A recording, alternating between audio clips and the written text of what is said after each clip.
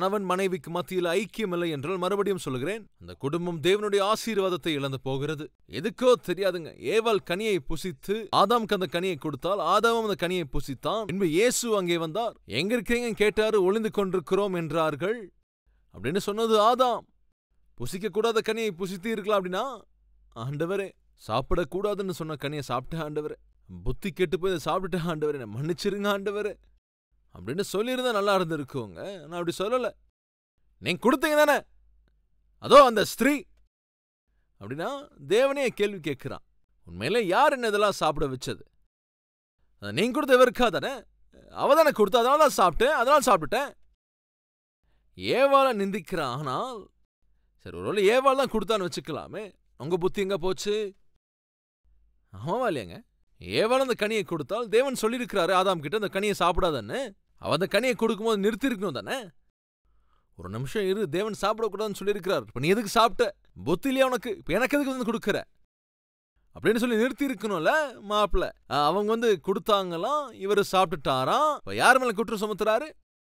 ஏவாள குற்றம் சுமத்துறான். தான் செய்த தவறை ஒத்துக்கொள்ளாமல் தன் மனைவியை இப்போ குற்றம் சுமத்துகிறான். சரி ஏவாள், நீ ஏமா அந்த கனியை சாப்பிட்ட? நீ நான் என்ன பண்றது? இதோ இங்க இருக்கானே இந்த சாத்தான கை நீற்றாலே தவிர தன்னுடைய தவறை ஒத்துக்கொள்ளவில்லை.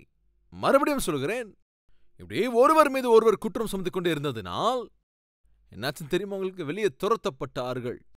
இவர்கள் இருவரையுமே தேவன் என்ன செய்து விட்டார்? திருப்தியான அந்த முழுமையான ஏதேம் தோட்டத்திலிருந்து அவர்களை வெளியே தூக்கி வீசிட்டார். தேவனோடு இருந்த நல்ல ஐக்கியத்தை இழந்து போனார்கள். தேவனோடு இருந்த சந்தோஷத்தை இழந்து போனார்கள். தேவனோடு இருந்த அந்த முழுமையான திருப்தியை இழந்து போனார்கள். சமாதானத்தை இழந்து போனார்கள். அதாவது ஏதேன் தோட்டத்திலிருந்து, அதாவது முழுமையான திருப்தி கொண்ட அந்த ஏதேன் தோட்டத்திலிருந்து தூக்கி வெளியே வீசப்பட்டார்கள். அதை தான் சொல்லுகிறேன் சகோதரனே, சகோதரியே. எங்கே எந்த குடும்பத்தில் கணவன் மனைவிக்கு இடையிலே சமாதானம் இல்லையோ, ஐக்கியம் இல்லையோ, சந்தோஷம் இல்லையோ, கவனிங்க, கேளுங்கள். உங்களை அறியாமலே நீங்கள் தேவனுடைய சந்நிதியை இழந்து போகிறீர்கள். எனவே இருக்க வேண்டும். இயேசு உங்கள் மத்தியிலே இருக்க வேண்டும், உங்கள் குடும்பத்திலே இருக்க வேண்டும். அது கல்யாணத்திலே ஸ்டார்ட் ஆகுது. உண்மையாகவே கிறிஸ்துவை தங்கள் சொந்த இரட்சகராக ஏற்றுக்கொள்வதில்தான் இது உங்க வாழ்க்கையில ஆரம்பிக்க வேண்டும். அங்கே அந்த ஆணும் கிறிஸ்துவை சொந்த இரட்சகராக ஏற்றுக்கொள்ள வேண்டும். இங்கே இந்த ஸ்திரீயும் கிறிஸ்துவை சொந்த இரட்சகராக ஏற்றுக்கொள்ள வேண்டும். கிறிஸ்துவை கொண்டிருக்கிறவர்கள் இருவருமே கூட பரிசுத்தமான விவாகத்தில் ஒன்றிணைக்கப்பட வேண்டும். கிறிஸ்துவோடு அந்த விவாகத்திலே இவர்கள் தொடர வேண்டும். இந்த விவாக பந்தத்தை கிறிஸ்துவின் சந்நிதியில்தான் தொடங்க வேண்டும். அதுதான் தேவனுடைய நோக்கம். இன்று ஒருவேளை உன்னுடைய கல்யாணத்திலே பிரச்சனைகள் இருக்கும் என்றால் அந்த பிரச்சனைகளை ஆண்டவர்கிட்ட சொல். கணவன் மூலமாக பிரச்சனை, மனைவி மூலமாக பிரச்சனை, அத்தை மூலமாக பிரச்சனை, மாமனார் மூலமாக பிரச்சனை, பிள்ளைகள் மூலமாக பிரச்சனை, பொருளாதார பிரச்சனை, ஆரோக்கிய குறைவுங்கிற பிரச்சனை, இப்படி என்ன பிரச்சனையா இருந்தாலும் சரி, ஷேக் ஆகுறது உங்கள் குடும்பம். உங்கள் குடும்பம் அப்படி ஷேக் ஆகி போய்விடும். அங்கே இங்கே அடிக்கப்படும் உங்கள் குடும்பம் என்பதினால் இந்த பிரச்சனையை கொண்டு வந்து ஆண்டவரிடத்தில் சொல்வாய் என்றால், ஆண்டவர் கடத்தில் ஒப்பு கொடுத்தால் அந்த பிரச்சனையை அவர் தீர்த்து வைப்பார். அந்நாளிலே கானான் ஊரிலே அந்த சிறு கிராமத்திலே பிரச்சனை வந்தபோது உங்களுக்கு தெரியுமாங்க, இயேசு கிறிஸ்து இந்த பூமியின் மீது ஏறக்குறைய 3.5 ஆண்டுகள் ஊழியம் செய்தார். அந்த ஊழியம் செய்த நாட்களிலே எத்தனை அற்புதங்களை செய்திருக்கிறார், எத்தனையோ அற்புதங்களை செய்திருக்கிறார். அவற்றில் அநேக அற்புதங்கள் இங்கே எழுதப்படவில்லை. அது எல்லாத்தையும் ஒருவேளை எழுதியிருக்கணும் அப்படின்னா இந்த பூமியே பத்தாதுன்னு சொன்னாரு பக்தனான யோவான் சுவிசேஷம் 21ஆம் அதிகாரம் அங்க இருக்கிற அந்த கடைசி பகுதியிலே இந்த வார்த்தை எழுதப்பட்டிருக்கிறது. பார்க்கலாமாங்க. இயேசு செய்த வேறு அநேக காரியங்களும் உண்டு. கவனிங்க, அவைகளை ஒவ்வொன்றாக எழுதினால் எழுதப்படும் புஸ்தகங்கள் உலகம் கொள்ளாதென்று எண்ணுகிறேன். பத்தாதுங்க. என்னங்க சொல்றான்? இன்னும் இயேசு செய்த அற்புதங்கள் அநேகமா இருக்கின்றன. அதை எல்லாத்தையுமே நம்ம சேர்த்து எழுதணும்னா அந்த பூமியே பத்தாது அப்படிங்கிறான். அத்தனை அற்புதங்களை செய்திருக்கிறார். ஆனா கவனிங்க, ஒரு விஷயம் சொல்லட்டும். நான் அவர் இந்த பூமியின் மீது செய்த அற்புதங்களிலே முதலாவது அற்புதம் எதுவென்று தெரியுமா உங்களுக்கு? அது எங்கே செய்தார் தெரியுமா உங்களுக்கு? திருமணத்திலே. எங்கெங்க? விவாகத்திலே.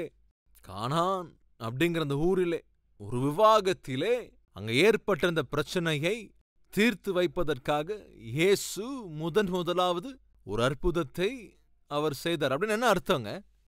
இயேசு கிறிஸ்து செய்த அந்த முதலாவது அற்புதம், ஒரு திருமணத்திலே எழுந்திருந்த அந்த பிரச்சனை, அது வேற யாருக்கும் தெரிவதற்கு முன்பே அந்த பிரச்சனையை தீர்த்து விட்டார். இந்நாளிலும் கூட என் தேவன் உன் திருமணத்திலும் எழுந்திருக்கிற பிரச்சனையை மூன்றாவது நபருக்கு தெரியாதபடிக்கு அதை அமழ்த்தி போட வேண்டும் என்று ஆசைப்படுகின்றார். நீ உன் பிரச்சனையை என் ஆண்டவராகிய இயேசு கிறிஸ்துவினிடத்துக்கு வந்து சொல்லுவாய் என்றால், என்று நான் மறுபடியும் சொல்லுகிறேன், உங்கள் திருமணத்தில் பிரச்சனை வந்தால் கவனிங்க, அதை சொல்ல வேண்டியது மூணாவது நபருக்கு இல்லைங்க, என் ஆண்டவராகிய இயேசு கிட்ட வந்து சொல்லணும்.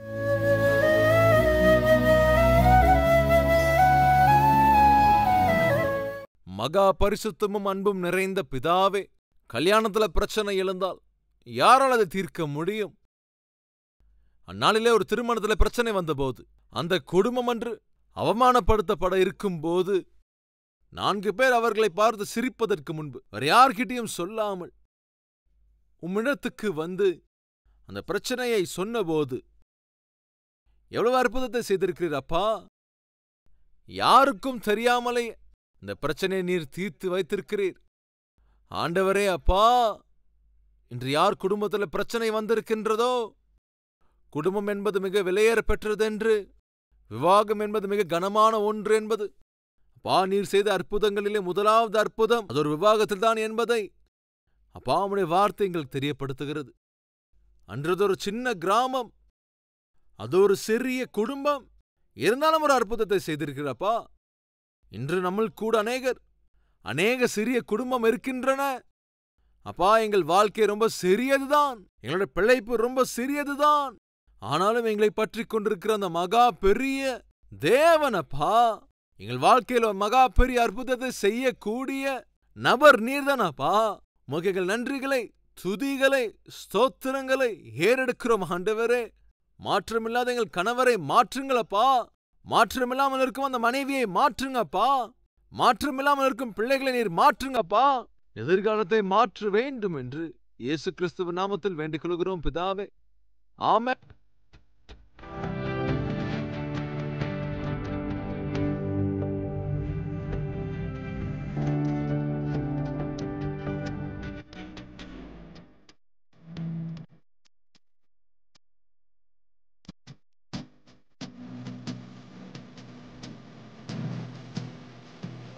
இந்த சுருக்கமான செய்தி உங்களுக்கு ஆசீர்வாதமாக இருந்திருக்கும் என்றால் பிறருக்கும் ஷேர் செய்யுங்கள், லைக் செய்யுங்கள். அதோடு கூட உங்களுடைய கமெண்ட்டையும் எழுதுங்கள். தேவனுக்கு சித்தமானால் நாளை மறுபடியும் நாம் சந்திக்கலாம். ஷாலோம்.